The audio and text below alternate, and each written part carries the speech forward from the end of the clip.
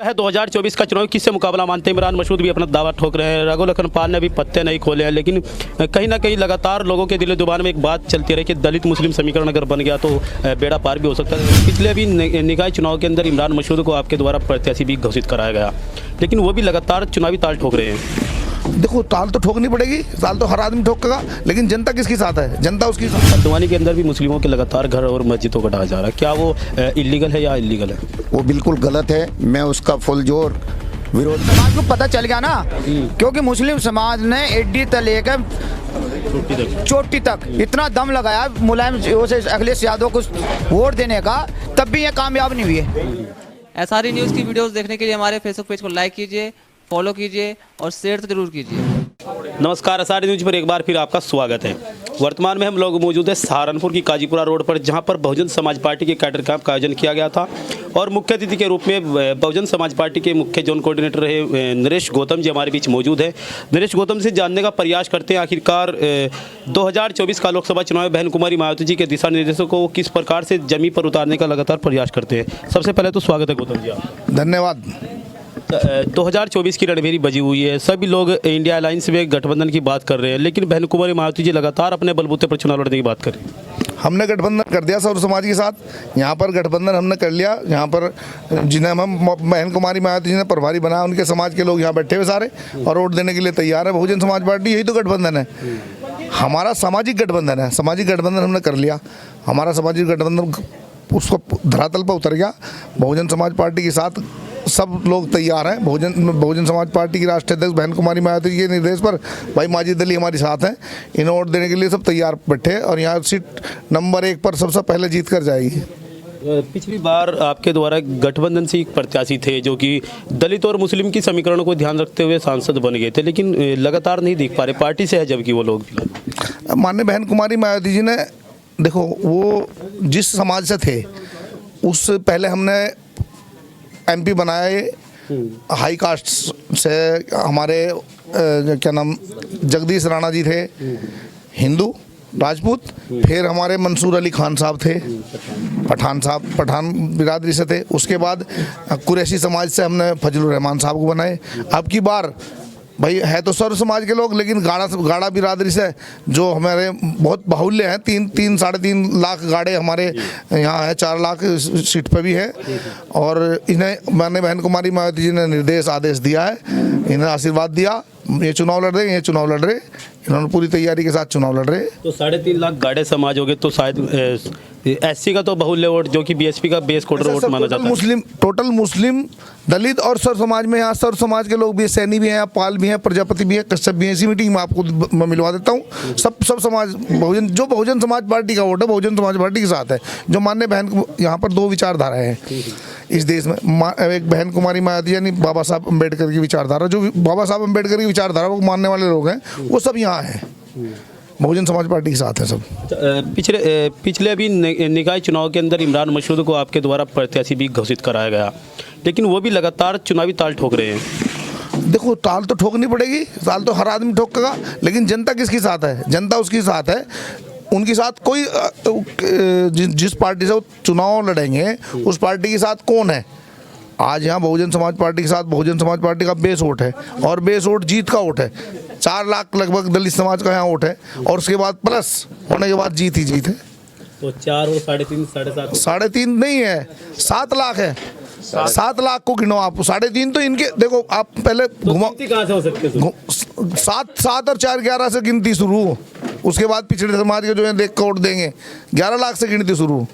देखिए, बहुजन समाज पार्टी के मुख्य कोऑर्डिनेटर है नरेश गौतम जी, जिन्होंने पूरा कॉन्फिडेंस के साथ में एक दावा किया कि 11 लाख वोटों से जो है माजिद अली लोकसभा सहारनपुर के अंदर अपनी जीत का दावा करेंगे। जानने का प्रयास करते हैं, माजिद अली जी हमारे साथ में जुड़े। सबसे पहले तो स्वागत है आपका सर। बहुत बहुत शुक्रिया आपका। अच्छा, क्या लगता है 2024 के चुनाव में बहन कुमारी मायावती जी ने आपके ऊपर विश्वास जताया? सबसे पहले तो मैं बहन जी का बहुत धन्यवाद करता हूं कि बहन जी ने मुझे इस लायक समझा और मुझे आशीर्वाद दे के सहारनपुर का लोकसभा प्रत्याशी बनाया। बहन जी ने तो आपके ऊपर पहले भी विश्वास जताया जब आप जिला पंचायत पहले परिषद भी हम चेयरमैन रहे, 5 साल पूरे मुकम्मल किए, झंडा नीचे तो नहीं हुआ, पूरे जोड़ लगाए बीजेपी ने, झंडा नीचे तो नहीं हुआ पूरे, वार्ता विश्वास प्रस्ताव भी आ गया था। अब फिर भी जीत क्या है, फिर भी हमें जीते ना, तो कुछ तो रहा। हाथी झुका थोड़ा ही ना किसी से, ना आगे झुके। कहा जाता है कि उसको मतलब अविश्वास प्रस्ताव में भी कहीं ना कहीं आप ही के कुछ खास लोगों का हाथ था। नहीं, वो हाथ किसका था किसका नहीं ये नहीं हमें मालूम, हमें तो झंडे को बुलंद रखना है, झंडे को ऊपर रखना है, वही हमने कहा रखा। था कि एक गाड़ा है और गाड़ा डरता नहीं। वो अलग बात थी, वो बातचीत चलती रहती है। तो यहाँ हमारा इतना भाईचारा मजबूत है, डरने की ज़रूरत ही नहीं किसी से। जो डर गया तो सो मर गया, तो डरने के थोड़ा ही काम चलेगा। तो आज तो वो लोग भी लगातार आपके समर्थन में है, क्या क्या देखते हैं अब 2024 में? पहले भी मेरे समर्थन में थे सब लोग, आज भी हैं और आगे भी सब मेरे ही समर्थन में रहेंगे। बीच में अगर कोई इधर उधर गया भी तो उसको एहसास हुआ कि भाई मैंने गलती की, वो लौट के आ गया अपने पास फिर से। तो क्या लगता है 2024 का चुनाव किससे मुकाबला मानते हैं? इमरान मसूद भी अपना दावा ठोक रहे हैं, रघु लखन पाल ने अभी पत्ते नहीं खोले हैं, लेकिन कहीं ना कहीं लगातार लोगों के दिल जुबान में एक बात चलती रही कि दलित मुस्लिम समीकरण अगर बन गया तो बेड़ा पार भी हो सकता है, और सवर्ण वोटों के सारे बीजेपी भी लगातार चुनावी मैदान में। देखिए, मुकाबला हमारा यहाँ किसी से नहीं, ये बहुजन समाज पार्टी की सीट है और वो ही जीत के जाएगी। हमें तो गरीब मजलूम कमज़ोर लोगों का काम करना है। जब हम लोग लोकसभा जीत जाएंगे तो जो भी वंचित लोग हैं उनके लिए मेहनत करनी है, उनको उनका हक दिलाना है, उनको वो दिलाना है जो बाबा साहब संविधान में उनको दे के गए। उसके लिए हमारी लड़ाई होगी कि हमारे लोगों को वो हक मिले। बाकी तो हमारी किसी से लड़ाई नहीं, जीत तो हम रही। बेहट के अंदर भी कल एक प्रदर्शन में आप शामिल हुए, क्या बात हो सकती है? देखिए, वो प्रदर्शन जो है उनका पुल की मांग है।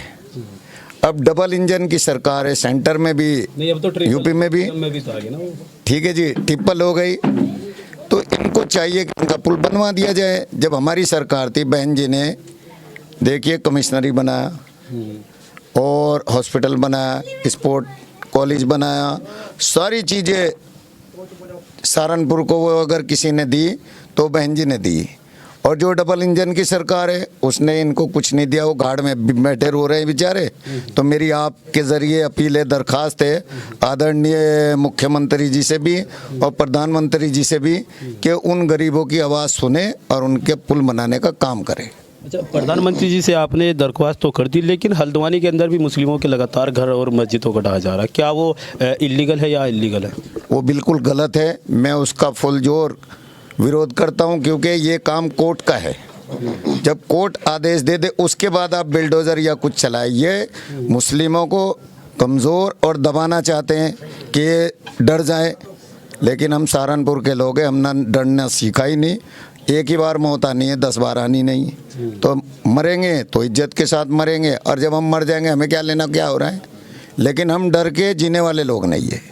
देखिए, माजिद अली जो कि बहुजन समाज पार्टी से लोकसभा 2024 के प्रत्याशी प्रभारी घोषित किए हुए बहुजन समाज पार्टी ने हमारे साथ में जुड़े हैं। बहुजन समाज पार्टी के वरिष्ठ नेता हैं जो कि अनिल कुमार और पप्पू जी हैं और पार्षद भी रहे हैं। सबसे पहले तो आपका स्वागत है। स्वागत है आपका भी महोदय। माजिद अली जी जो है लोकसभा प्रत्याशी बहुजन समाज पार्टी से एक प्रकार से घोषित हो चुके हैं, क्या लगता है? देखो, आदरणीय बहन जी का जो आदेश होगा, ये बहुजन समाज पार्टी है, मान्यवर का मिशन है। ये कभी भी ये नहीं है कि आदमी नहीं देखती, चेहरा नहीं देखती।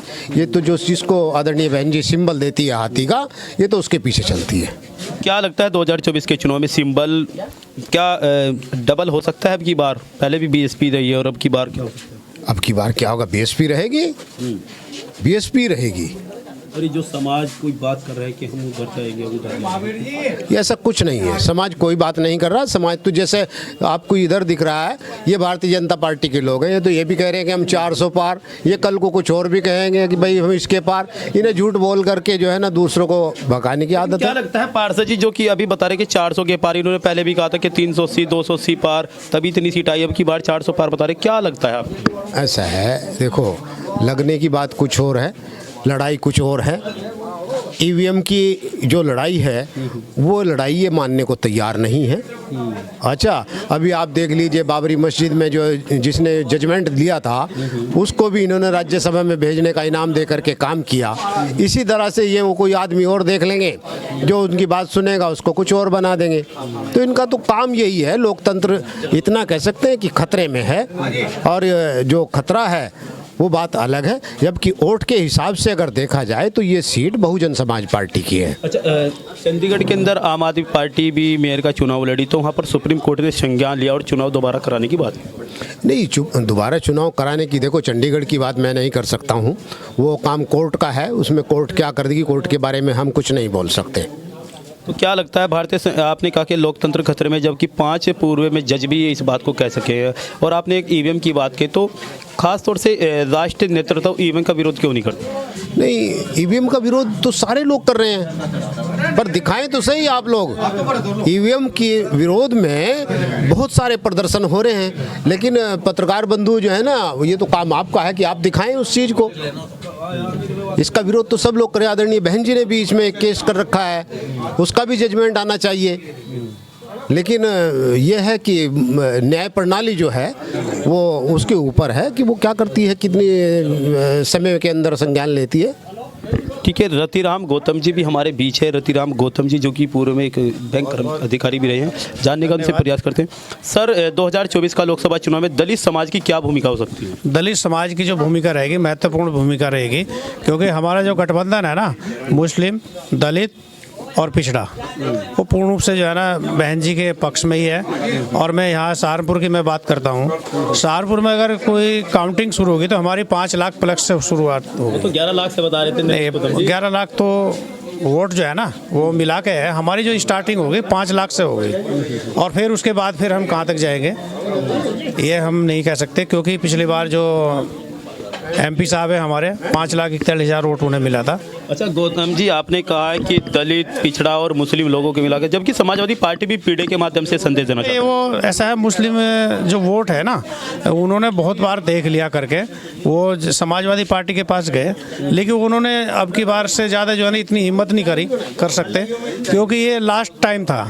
अब वो जो है ना उनसे वहाँ से छक चुके हैं। अब उनका जो पहले जो है, जब काशीराम जी ने जो पार्टी बनाई थी तो पहले मुस्लिम और दलित एक साथ चले थे, उस राह पर आ गए हैं, और उस राह पर जाकर जब ये आसान होगा। और हम उम्मीद करते हैं कि 80 में से कम जो है ना 60 सीटें हमारी बहन जी जीतेगी, और 20 पे ये जो है बाकी रहेंगे। देखिए, 80 लोकसभा सीटों के अंदर से 60 सीटें जो है बहुजन समाज पार्टी का जीतने का दावा किया है, जो कि रतिराम गौतम जी ने किया। जानने का और से भी प्रयास करते हैं। सर, कैसे हैं? बहुत बढ़िया, बहुत बढ़िया। मेरा नाम सुखबीर सिंह प्रधान, इस्माइलपुर से। तो प्रधान जी, क्या लगता है 2024 के लोकसभा चुनाव को लेकर? 2024 का चुनाव बहन कुमारी मायावती जी जो है प्रधानमंत्री बनेगी। कैसे? आपके जो है दलित प्रधानमंत्री बनेगा पार्लियामेंट में। कैसे बनेगी? क्योंकि बहन जी जो है अपने दम पर जो है इलेक्शन लड़ रही है, ठीक ना। तो बहन कुमारी, एक बात यह है कि सहारनपुर की सीट भी जो है ये जो है बहुजन समाज पार्टी की होगी, चाहे कितनी ताकत लगा ले बीजेपी।